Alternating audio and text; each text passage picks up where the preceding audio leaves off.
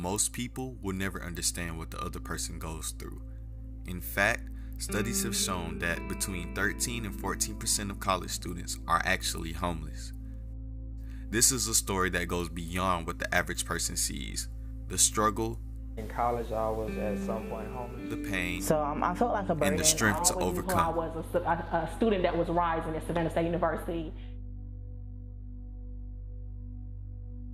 Hi, my name is Charmaine Williams, and I was a homeless college student. I became homeless. I was living in Virginia, and I had lost my apartment, and I had nobody to stay with in Virginia, so I moved here, and I was staying with my sister and my brother-in-law. And then he's in the military, and he got stationed in North Carolina, so I had to find someplace else to stay. Emotionally, it made me feel like a burden to the people that I was staying with at the time. You know, jumping place to place, especially jumping place to place, because, you know, I wasn't at one place the whole time until I got myself a place. I was at 3 different places the whole time. I got myself together, emotionally, of course, because I wasn't in the right state of mind. So, you know, I got back on my praying, and I just kept being positive.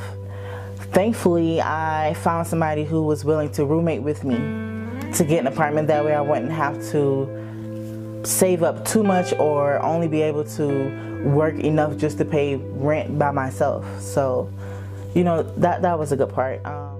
Sometimes homelessness within our college community can be a choice in which is out of our control. And master's student SHANETRISH is an example of that. Well, my name is SHANETRISH. I was an undergraduate, and I pursued a bachelor's in mass communication. My concentration was audio video, minor theater, and I'm now pursuing my master's in public administration, and I was a victim of homelessness because my mom was unemployed, so I stayed in vacant units. I stayed in, you know, with friends.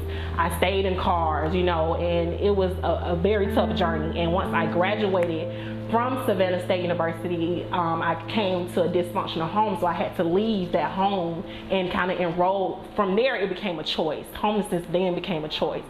My experience at the shelter home, it was like a movie, like I discussed. You know, it was different characters to me. Women that overcame meth. You know, it was a young girl. She ran away from home, so she stayed in the shelter home. It was a lot of white women, like trailer park type, you know, redneck type of women. You know, they stayed there. It was older women, elderly women. One of the elderly women, she knocked at my door. I had to take a shower because I was basically robbed out of my purse, $100. And I didn't think that she was still out of my purse, but she took that $100 out of my purse. But look at me now. I'm in my master's program. But, you know, it just shows that doing wrong ain't gonna get you nowhere, because I don't know if she's still there, but, you know, it was an experience. But it was like a church house. So I think that what made me feel kind of like comfortable in a sense, because it was like, you know, there was 5 women to one room, but I was able, they gave me special privileges because I went to Savannah State.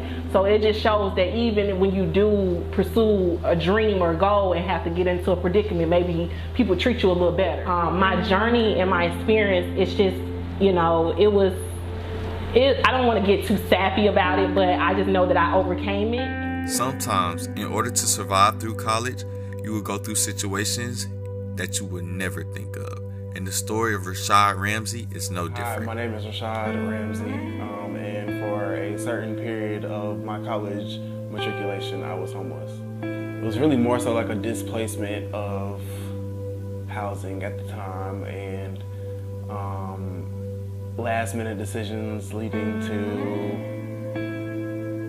me trying to figure out my life and trying to figure out where I was going. And it just so happened to end up like that.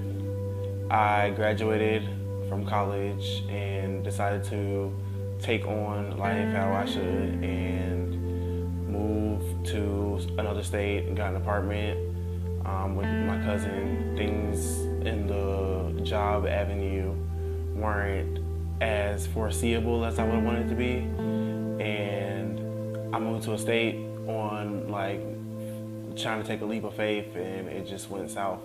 And when I decided that it was time for me to go back to school, I kind of had to go back to school in the middle of the semester, starting in the mini-semester, and I didn't have a stable place to live from August to October of 2017. I went from my friend's apartment to on campus, sleeping on another student's couch.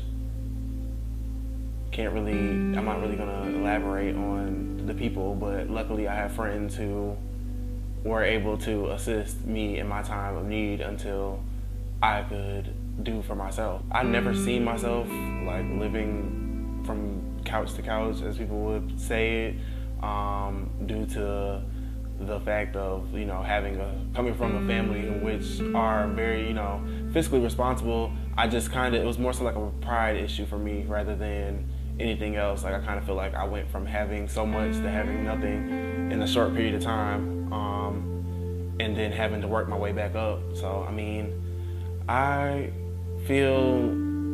felt out of place. It felt weird. It felt like I had nothing or no one. But it was more so my pride and me and the issues of me swallowing my pride and asking for help rather than, Sometimes being homeless can cause many problems within most universities and colleges in the United States. My name is Christian Stokes, and I serve as a resident hall director in the University System of Georgia. My profession, we deal with a lot of homeless students when it comes to, sometimes we call it wildcatting or squatting, which means they're staying illegally with somebody that resides in our facility. So usually when we catch it, sometimes it doesn't mean that it's a judicial case. Sometimes they actually need help. And then we get to the bottom of it, like, why you keep staying on your friend's couch? Like, why you just don't go home? And then sometimes we find out that actually they don't have anywhere to go. The situations are not all bad, as there are professionals who can provide students with better resources. Okay, my name is Desmond STOWE, and I'm the Director of Student Life at Savannah State University. Students come with their own hardships. So they come from different walks of life. They come from family. Some of them have families themselves, so some of them come as parents. Some of them have hardships as coming from single family home, so maybe a single mother, a single father, or grandparents. We even have some students who are wards of the state that they come and they don't really necessarily have a home per se. And so there are a lot of hardships that come with being a student, and so we have to take all that into consideration when you're talking about having a good student life or providing a student life for students on campus. We have a lot of students who come with different things, but it's particularly the homeless students. We do have a resource pantry here, kind of a resource pantry closet for students who identify as being homeless. The STAR program is an excellent program that provides students with services that can help them in their everyday needs. My name is Rakina Golden, and I work in the Student STAR Pantry. Okay, the pantry consists of food, hygiene products, clothing. It really consists of your basic needs in life. What we consider homeless are mainly the people who sleep on their friend couches, who, when it comes at nighttime, don't have a place to stay or a place to actually bathe. So that is what we consider homeless. For instance, let's say you go to school here.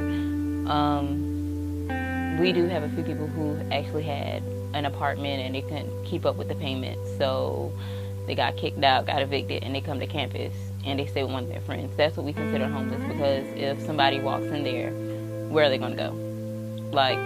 And that's a fine on their account that they can't pay at the moment, which would block them from getting their classes that they need, getting registered, and also continuing to the next semester. Actually, disability and counseling services at mostly every university in Georgia, public or private, that's in the university system in Georgia, you could go to them. But each, I think it's 4 times out the year in different parts of Georgia, different schools come together to go over their outreach program, and that's for homeless and foster students. So I know the one in Savannah is called the STAR program, where they team up with Goodwill and the Salvation Army, and they provide products, and it helps the homeless student get on their feet and get them jobs and clothes and anything that they need. But if they want to get in contact with anybody, they need to go to disability or counseling.